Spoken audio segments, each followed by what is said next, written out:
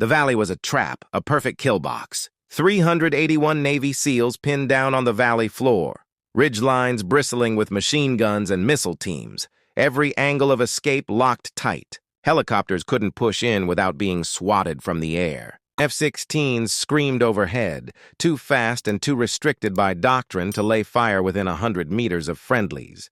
But the enemy had pushed to within 50. Command back at Kandahar had already begun drafting the loss report.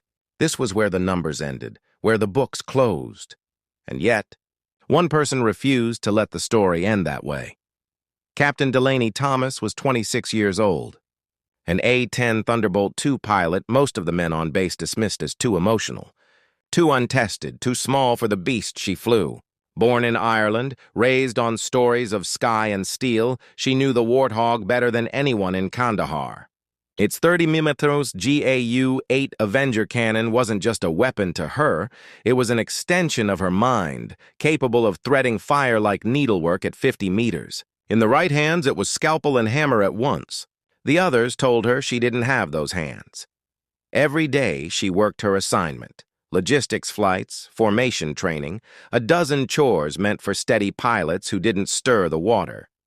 Major Sanderson, her commanding officer, told her bluntly more than once, leadership required calm detachment, not fire in the chest.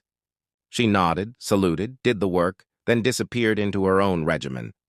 Nights spent in simulators she wasn't cleared to use. Hours mapping terrain, memorizing ridge lines, calculating ballistic drops by hand in case electronics failed. She ran scenarios over and over until the numbers bled into instinct. Friendly forces surrounded, missile sites hidden, danger close on every side. She rehearsed the impossible in silence, knowing nobody wanted her answers. In a briefing, weeks before the valley fell, she raised one question. What if the enemy's movements weren't preparation but bait? What if they were luring American forces into ground where doctrine failed? Track equipment, Captain, came the curt reply. She did, and she saw the trap forming. And then she practiced the scenario alone, 47 times, refining the runs until the difference between death and survival shrank to fractions of a second. When the sirens cut through the base that afternoon, she already knew. The screens in the operations center lit up with feeds from the valley she had traced in red pencil so many nights before. 3 ridge lines, overlapping arcs of fire. SEAL Team 7 and detachments, 381 men, caught in the middle. Over 800 fighters pressed in. 2 confirmed SAM sites dug into the hills. It was textbook annihilation. Doctrine was clear. Wait for fast movers. Keep engagement distances safe. Accept the math of casualties. In the room, voices quoted regulations, manuals, precedent. Delaney's voice broke through, "Put the A-10 in." Sanderson shut her down at once. They would not risk an untested pilot in such a cauldron. She was denied. Then a comms tech cut in. SEAL ground forces reported 30 minutes of ammunition left. The debate was over. Doctrine wasn't. Delaney stepped into the hallway, let the noise of argument fade, and ran the math in her head. 10 minutes from locker to wheels up. 12 minutes flight time to the valley. The SEALs had half an hour at best. That left the thinnest margin, but it was there. She opened the letter she had written months before, a contingency she never expected to use. A single line, "If you are reading this, I acted because 381 Americans were dying while paperwork argued with itself." She set it down where someone would find it. Then she suited up. Aircraft 297 was waiting, fully armed. Mavericks, rockets, and a full drum of 30mm. She ran her checks in 90 seconds, fingers moving like they were playing chords she'd rehearsed forever. Oil, hydraulics, chaff, flares, targeting pod, INS. When the Warthog's engines growled to life, she felt it breathing with her. On tower frequency, she said nothing. On guard channel, she said everything. "Any station, this is Thunderbolt 7 departing Kandahar. Inbound Koringal. 381 Americans about to be overrun. Breaking rules to save them." Wheels up at 2:23. Below, in the valley, Trident Actual, the SEAL commander, kept his reports tight, but the stress in his cadence betrayed reality. They were running out of bullets. An F-16 checked in overhead, confirmed target visual, but refused engagement. Too close, too dangerous. The book forbade it. Delaney keyed her mic. Trident Actual, Thunderbolt 7. Mark your position. IR, I'll work your edge. Silence. Then, cautious hope. Thunderbolt 7. Confirm danger, close authority. I'm authorized to save Americans. Designate. The valley opened below her, every detail exactly as she had drawn in her notebook at 3 in the morning. Machine guns raked the east side, chewing dirt into geysers around the pinned seals. She rolled in, lined her reticle, and tapped a 2-second burst. Dust erupted. The gun stopped firing. Pull, roll, line again. North slope, assault team 70 meters from friendlies. She stitched a tight burst across rock. The movement died. No friendly strobes inside the beaten zone. Thunderbolt 7, solid hits, Trident Actual called. Western Ridge, 75 meters. 75 meters was where jets killed their own men. But this wasn't a jet. This was the Hog, and this was Delaney. She broke hard left, dived, and pressed half a second of fire along the rock lip. A perfect zipper of tungsten between blue strobes and hostile flashes. For a moment, the valley froze. Everyone, friend and foe alike, understood what had just happened. An A-10 had walked fire inside a zone no one touched.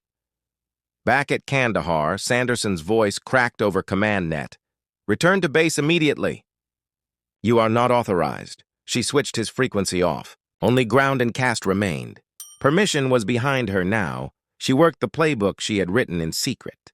First, kill the air defenses. A Maverick arsed into the southern spur, detonating the SAM site in a cloud of smoke and stone. She dove low, masked behind terrain, broke the second site's lock, then popped up and erased it with another missile. The sky opened. Helicopters could now think about coming. Not yet. First, she had to carve an exit. Trident Actual, she called. Push 3 teams west under my fire. Stay below the lip. I'll walk rounds uphill ahead of you. Her fire wasn't noise, it was music. Half-second taps. No hero strings. She let the dust blind the enemy. Let the sound of the Avenger hammer collapse their morale. Within minutes, the cadence on SEAL comms shifted. Panic turned to verbs. Moving. Set. Next bound. The valley began to breathe.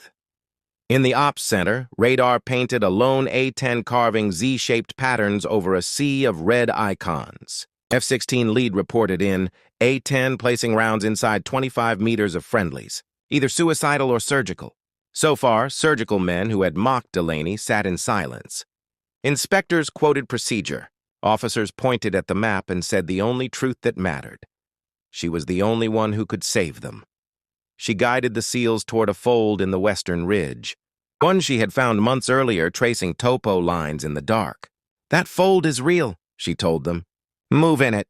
I'll rake the high points.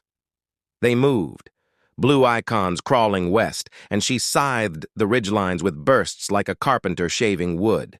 The corridor held.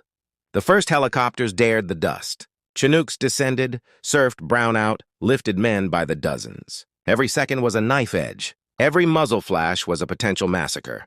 She snuffed them one by one, with bursts so tight they seemed impossible. 3 birds lifted. 4. A 5th risked it, heavy with men. A missile seeker wailed. She was already moving, low and masked. The missile searched for heat, found only rock. She popped back up, found the launcher, and ended it with a burst. Thunderbolt 7, last sticks on chalk 4. Trident Actual called, voice ragged but steady. We're almost out. Almost isn't out, she replied. And she stayed on their shoulder until the final rotor disappeared into brown haze, until the valley was wind and silence and nothing else. Then, on comms, came the formal words. Thunderbolt 7, be advised. 381 souls accounted for. 0 friendly KIA during exfil. We owe you our lives. She only answered, copy. At Kandahar, she landed smooth, taxied by the book, shut down like it was any other sortie. But the crowd on the line told the truth. Maintainers, clerks, medics, chow hall crew, pilots who had smirked at her.